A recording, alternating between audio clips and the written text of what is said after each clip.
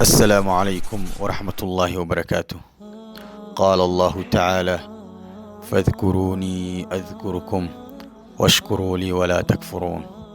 إلهي سبحانه وتعالى wuxuu leeyahay ixusa anigana waan idin xusayaa. oo Ilaahay subxaanahu wa tacaala haddaad xasuusnaato oo aad xusto oo weliba xilliyada aad ku jirto farxadda iyo raynraynta haddaad Ilaahay subxaanahu wa tacaala xasuusato isagana wuu ku xasuusanayaa markii aad dhibaato iyo rafaad iyo murug aad la kulanto. Ilaahay wuxuu leeyahay xusa anigana waan idin xusayaa.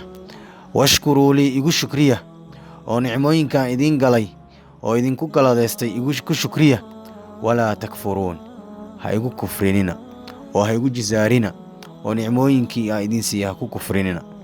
Ilaahay subxaanahu wa tacaala si uu noo xasuusto oo markaan wax weydiisan aan uga helno oo Ilaahay subxaanahu wa tacaala uu noo xuso walaalayaal aan xusno aan xasuusanno. sidoo kale Ilaahay subxaanahu wa tacaala nicmooyinka uu na siiyay aan ka shukrino. nicmada uu Allah subxaanahu wa tacaala ku siiyey waxay ku siyaadaa shukriga waxayna ku nusqaantaa inaad ku kufrido oo Ilaahay subxaanahu wa tacaala xusi weyso oo Ilaahay subxaanahu wa tacaala aad u mahadnaqi weyso.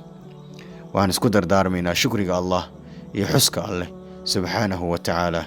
wassalaamu calaykum waraxmatullaahi wabarakaatuh.